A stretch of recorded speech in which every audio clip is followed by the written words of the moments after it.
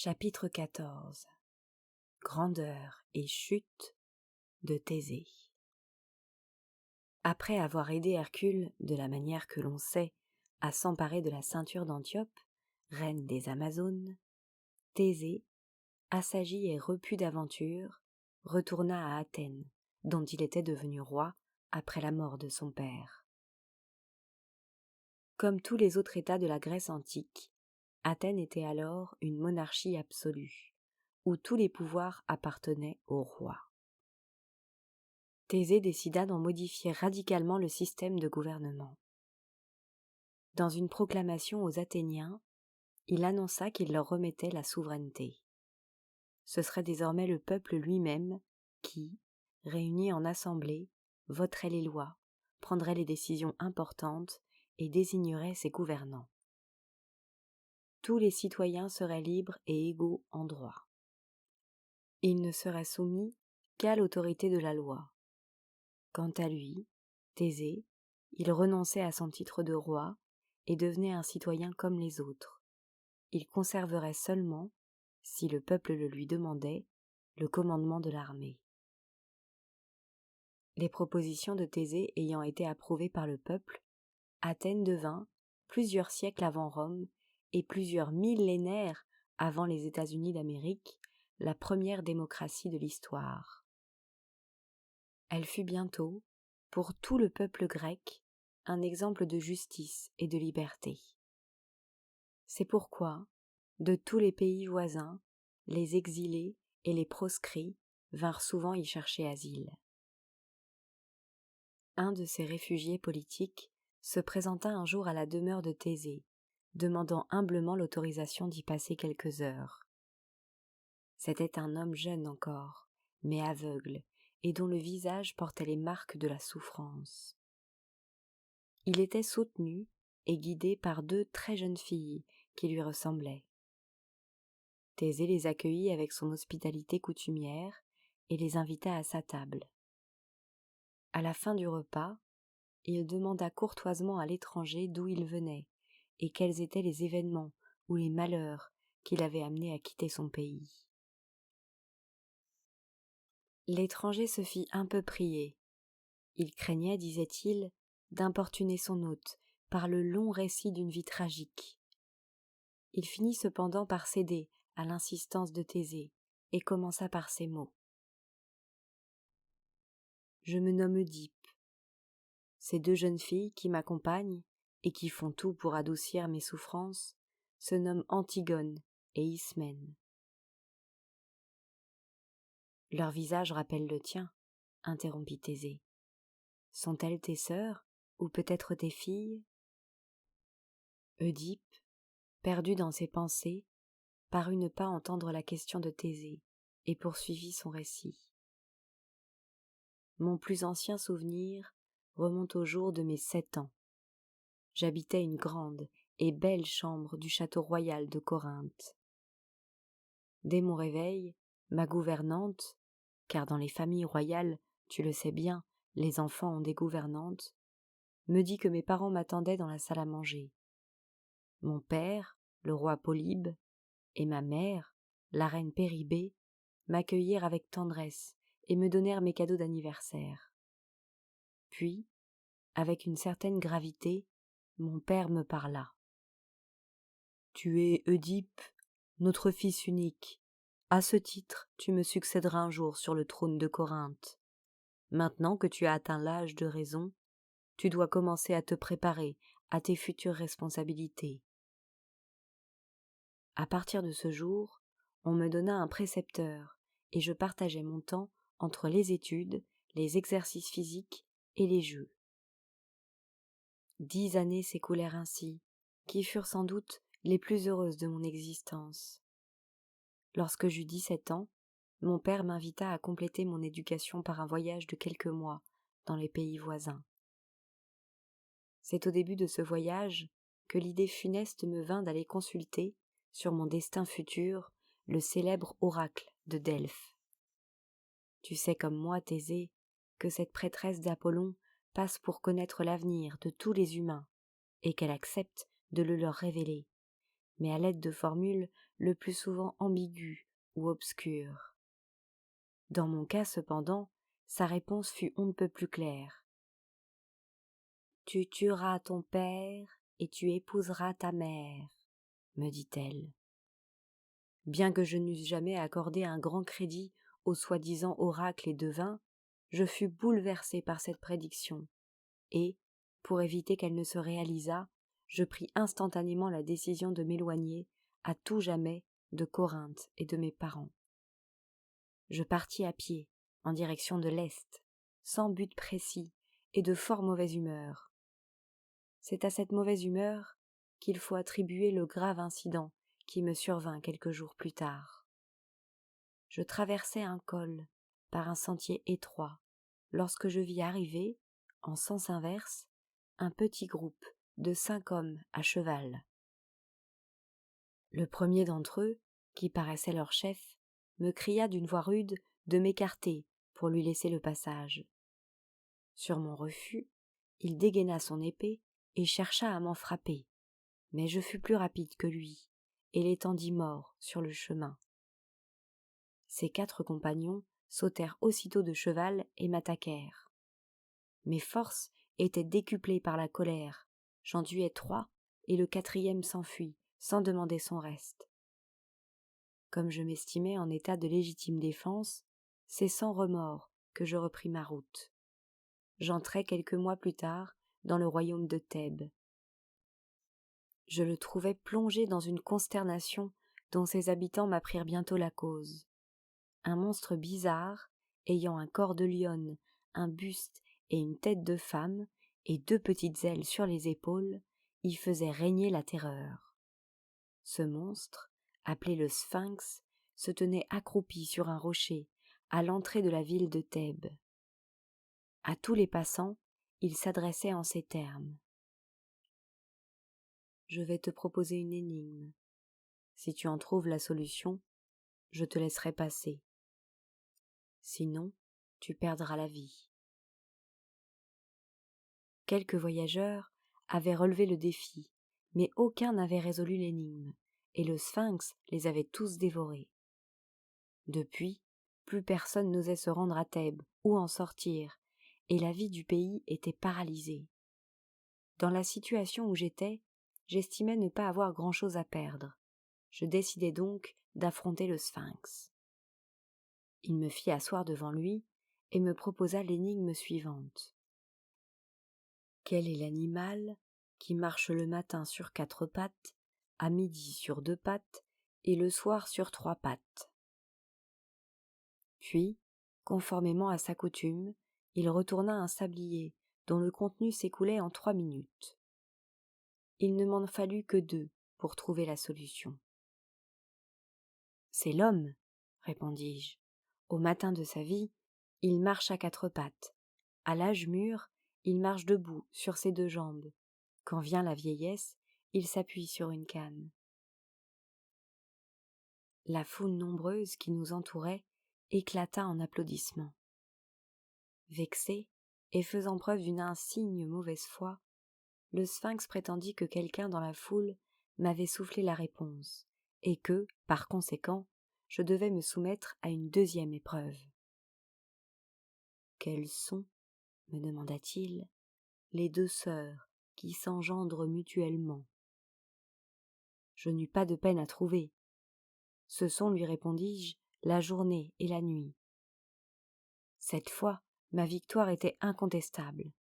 Ulcéré, le Sphinx sauta de son rocher dans le vide, avec l'intention peut-être de s'envoler. Ses petites ailes étant incapables de le porter, il s'écrasa au sol et mourut aussitôt. Porté en triomphe, je fus conduit au palais royal de Thèbes pour y être présenté à la reine, Jocaste. Dès que je la vis, j'éprouvai pour elle une vive sympathie, et même un sentiment plus profond que la sympathie. Elle me parut avoir déjà une 30aine d'années, mais elle était d'une grande beauté, et son visage respirait la douceur. Elle me remercia pour le service que j'avais rendu à son pays, et m'invita à dîner avec elle. Pendant le repas, Je lui dis qui j'étais et la raison qui m'avait fait quitter mes parents et mon pays. À ce récit, elle sourit tristement.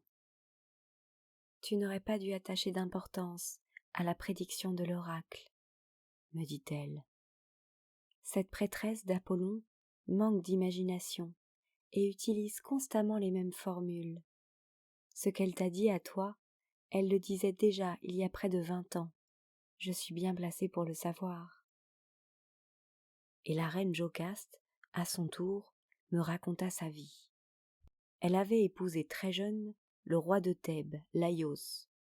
Bientôt enceinte, elle était allée, avec son mari, consulter l'oracle de Delphes sur l'avenir de l'enfant qu'elle attendait. Et l'oracle lui avait répondu que cet enfant tuerait son père et épouserait sa mère. Épouvanté par cette prophétie, le roi Laïos avait décidé de mettre à mort le bébé le jour même de sa naissance. Un serviteur, chargé de cette sinistre mission, avait pendu l'enfant à un arbre de la forêt voisine. « Je ne me suis jamais pardonné ce crime, » conclut Jocaste. « Ce crime auquel nous avait conduit notre aveugle crédulité. Quant à mon mari, le roi Laïos, il en fut lui aussi si affecté qu'il se mit à me délaisser fréquemment et à s'absenter pour de longs voyages. C'est à l'occasion d'un de ces voyages qu'il fut attaqué et tué par une troupe nombreuse de voleurs. Veuve et sans enfant, j'ai désormais la lourde tâche de gouverner seule le royaume de Thèbes. » Ému par le récit de la reine Jocaste, j'acceptai à sa demande de rester quelques jours chez elle. Bientôt, la sympathie que nous avions ressentie l'un pour l'autre se transforma en un sentiment plus fort. J'épousai Jocaste et devins roi de Thèbes. Près de 15 ans s'écoulèrent ainsi, pendant lesquels nous eûmes 4 enfants, 2 garçons et 2 filles. Au cours de cette période, j'appris un jour que mon père, le roi Polybe, était mort d'une mort naturelle. Cette nouvelle acheva de me convaincre de la fausseté des prédictions des oracles. Il y a quelques mois, cette période de tranquillité fut brusquement interrompue par une terrible épidémie de peste qui s'abattit sur le pays. La médecine s'étant avérée impuissante à la combattre, je finis, sur les insistances du peuple, par demander une consultation à l'oracle de Delphes, malgré le scepticisme que je professais à son égard. L'oracle répondit que l'épidémie ne cesserait que le jour où les meurtriers de l'ancien roi Laïos auraient été découverts et châtiés. Sans y croire vraiment, mais désireux de calmer l'agitation des Thébains, je décidai d'ouvrir une enquête sur les circonstances de ce meurtre, vieux de 15 ans, et je la confiai au fameux devin, Tirésias, dont tu as, Thésée, peut-être entendu parler. « Qui n'a entendu parler de Tirésias ?» répondit Thésée. Mais si Thésée, comme tous les Grecs de son temps, connaissait bien Tirésias, certains lecteurs de ce livre sont peut-être moins bien informés. C'est pourquoi il n'est sans doute pas inutile que j'interrompe quelques instants le récit d'Œdipe pour présenter brièvement Tirésias, le devin aveugle. Tirésias était un Thébain qui, pendant sa jeunesse, avait fait une expérience singulière. Il avait changé de sexe. Vous me direz peut-être que cela n'a rien d'extraordinaire et que, de nos jours, les cas de transsexualité sont assez courants. Sans doute.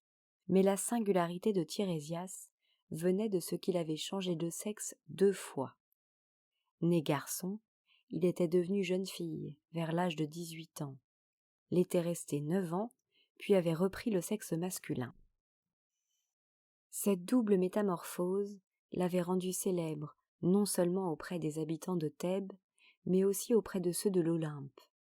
C'est ce qui explique que Jupiter et Junon l'aient un jour choisi comme arbitre d'un différend qui s'était élevé entre eux. Junon ayant, pour la 100e fois, reproché à Jupiter ses infidélités conjugales, celui-ci, d'humeur facétieuse, lui avait répondu que si les hommes et les dieux cherchaient à varier leurs expériences amoureuses, cela venait de ce qu'ils éprouvaient, dans l'amour, des plaisirs moins vifs que les femmes.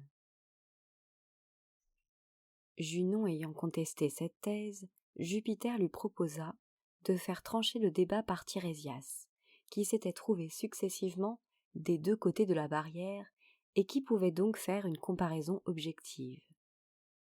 Tirésias consulté avait donné raison à Jupiter. Vexé, Junon l'avait immédiatement puni en le rendant aveugle. Pour le dédommager, à défaut de pouvoir lui rendre la vue, Jupiter lui avait fait don d'une exceptionnelle clairvoyance mentale et d'une rare aptitude à élucider les mystères et les énigmes. Tirésias était ainsi devenu une sorte de Sherlock Holmes ou d'Hercule Poirot de son époque. Tirésias, reprit Oedipe, accepta l'enquête que je lui confiais, à condition de pouvoir convoquer tous les témoins qui lui paraîtraient utiles. Pendant 3 semaines, je n'entendis plus parler de lui. Étonné de son silence, je le convoquai au palais. Il ne s'y présenta pas. Irrité, je me rendis chez lui. Il m'accueillit d'un air gêné, et presque aussitôt me pria de le décharger de la mission que je lui avais confiée. Je m'emportai contre lui reprochai son incompétence. Il ne valait pas mieux, lui dis-je, que toute la méprisable vengeance des oracles et des devins. Piqué au vif, il s'écria alors. « Puisque tu tiens tant à connaître la vérité, je te la dirai, quoi qu'il puisse t'en coûter. Attends-moi au palais, dans 1 heure. » À l'heure dite, en compagnie de Jocaste, je reçus Tirésias dans la salle du trône. Tirésias me pria de me dissimuler derrière une tenture, pendant qu'il ferait comparaître son premier témoin. C'était un homme d'une 50aine d'années, dont le visage exprimait l'inquiétude. Lorsqu'il fut assis, Tirésias s'adressa à Jocaste en ces termes.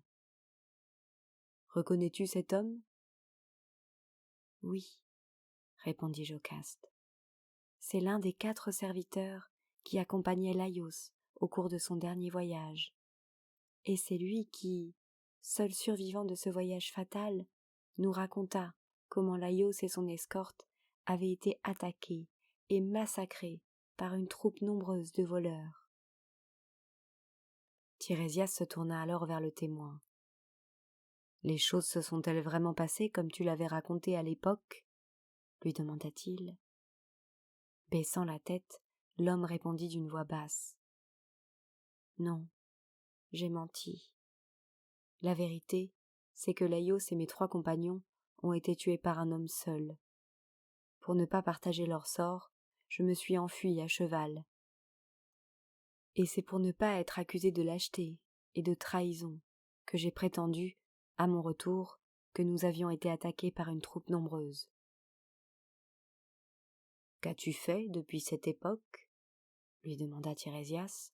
« Je me suis retiré dans un village reculé, et je n'ai plus jusqu'à ce jour remis les pieds à Thèbes. Crois-tu que tu pourrais, aujourd'hui encore, reconnaître le visage du meurtrier de Laïos ?»« Il est gravé dans ma mémoire, » répondit le témoin. Sans même attendre que Tirésias m'y invitât, je sortis de derrière mon rideau. L'homme me regarda un instant et s'écria « C'est lui !» Je l'avais déjà deviné, mais cette confirmation m'accabla. Voyant mon trouble, Jocaste vint à mon aide. « Tu n'as rien à te reprocher, » s'écria-t-elle. « C'est Laïos qui t'avait provoqué, et jusqu'à aujourd'hui, tu ignorais l'identité de l'homme que tu avais tué. »« Il l'ignore encore en partie, » reprit Tirésias, « mais dans un instant il la connaîtra tout à fait. » Et il fit entrer son 2e témoin. C'était un des plus vieux serviteurs du palais, celui-là même qui, 30 ans plus tôt, avait été chargé par Laïos de l'exécution du bébé que venait d'enfanter Jocaste. « Répète-nous, » lui dit Tirésias, « ce que tu m'as avoué hier au sujet de la mission dont t'avait chargé Laïos. » D'une voix tremblante, le vieux serviteur raconta. « Malgré la pitié que j'éprouvais pour l'enfant, je n'osais désobéir aux ordres de mon maître. mais je m'avisai au dernier moment que si Laïos m'avait ordonné de pendre le bébé à un arbre de la forêt, il n'avait pas précisé par quelle partie du corps devait s'effectuer cette pendaison. Plutôt que de le pendre par le cou, je le pendis donc par les pieds et laissai l'enfant en pleurs, mais vivant. À mon retour au palais, je pus, sans mentir, jurer que j'avais accompli ma mission. Sans nous laisser à Jocaste ou à moi-même le temps d'intervenir, Tirésias fit entrer alors un troisième témoin, très âgé lui aussi, et le pria de déposer à son tour. « Je suis un berger de Corinthe, » commença l'homme. « Il y a une trentaine d'années, comme la sécheresse avait flétri les pâturages de mon pays, je vins faire paître mon troupeau aux environs de Thèbes. En traversant une forêt, j'entendis les cris d'un nouveau-né. Je m'approchai et découvris un bébé, pendu par les pieds à une branche d'arbre. Je le détachai, le soignai, le nourris du lait de mes brebis et le ramenai quelques semaines plus tard à Corinthe. Le roi Polybe et la reine Péribée, qui n'avaient pas d'enfant, adoptèrent celui que j'avais trouvé, et en souvenir des circonstances de sa découverte, l'appelèrent Oedipe, qui signifie pied enflé. Je restai muet d'horreur. Ainsi, la double prédiction de l'oracle de Delphes s'était bien réalisée. Polybe et Péribée que j'avais fuis n'étaient pas mes vrais parents.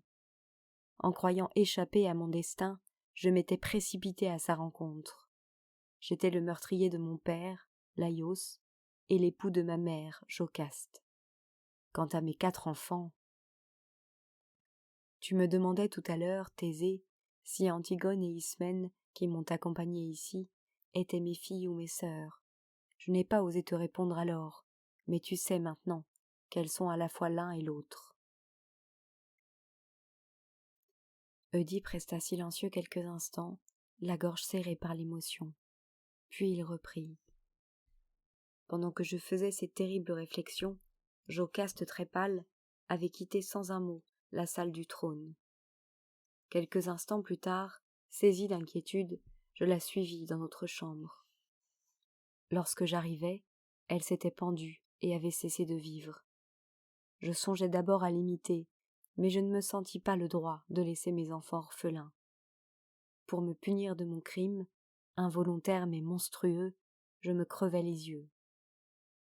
Dès le lendemain, je fus chassé de Thèbes, aveugle, sans ressources.